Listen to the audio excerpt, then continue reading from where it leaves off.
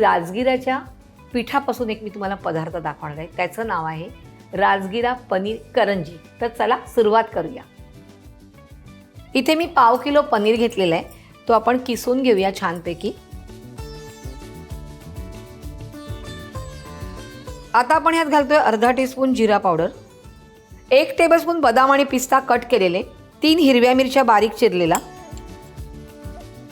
आणि मीठ चवीप्रमाणे. आता आपण हे छानपैकी सगळं मिक्स करून घेऊया.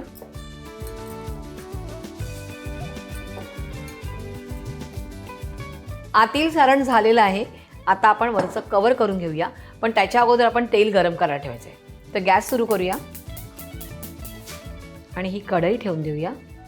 आता आपण एक मोठं बाउल घेऊया आणि इथे घेतलं मी साधारण पाव किलो राजगिऱ्याचं पीठ. आता ह्यात आपण थोडंसं मीठ घालूया आणि थोडंसं पाणी घालूया आणि मळून घेऊया. अजून थोडं पाणी लागणार आहे आपल्याला.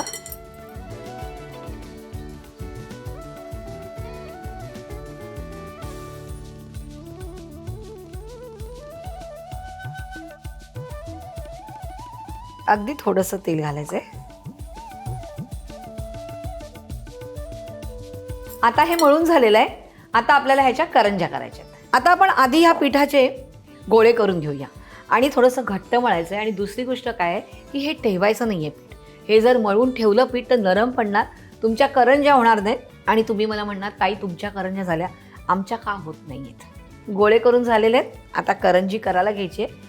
आता इथे बघा, आपण लाटून करतो ना, तर लाटायचं नाही आहे. आपण जशी पारी करतो मोदकाला तसं करायचं आहे. आता ही मी पारी का करते, पोलपाटवावर का लाटत नाही आहे, कारण राजगिऱ्याचं पीठ मळल्यावर थोडंसं मऊसर होतं, म्हणून मी ते हातावर करते. आता ह्याच्यामध्ये आपण घालूया, बघा एवढी खोलगट पारी केली आहे. आता त्याच्यामध्ये आपण घालूया ही स्टफिंग. आणि हे स्टफिंग घातल्यावरती ही जी अशी ही वाटी जी आहे ती हाफ फोल्ड करायची आणि ह्याला हातानेच आपल्याला मुरड घालायची. ह्याला मुरड घालणे म्हणतात.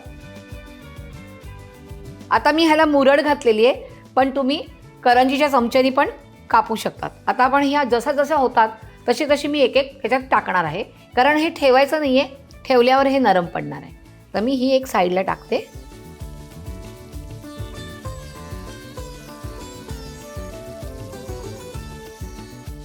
ही झालेली आहे लालसर रंगावर.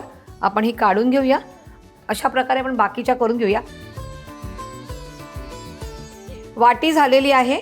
आता आपण ह्याच्यात स्टफिंग भरलेलं आहे पनीरचं आणि याला थोडासा असा प्रेस करून घेऊया.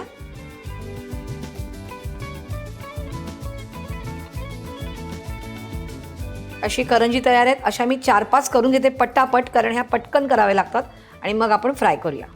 मी सुरुवातीची एक फ्राय केली, पटकन आपल्याला ठेवायची नव्हती, पण आता मी काय करते पटापट ह्या बाकीच्या करून घेते आणि मग आपण पटकन फ्राय करून घेऊया. जास्त वेळ ठेवायच्या नाहीत.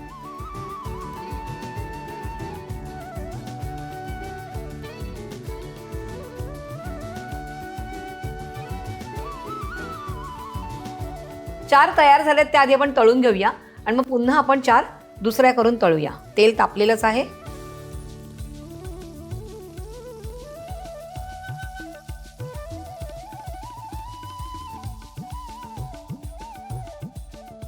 हे झालेलं आहे. आता आपण काढून घेऊया आणि बाकीच्या पण करंज्या फ्राय करून घेऊया.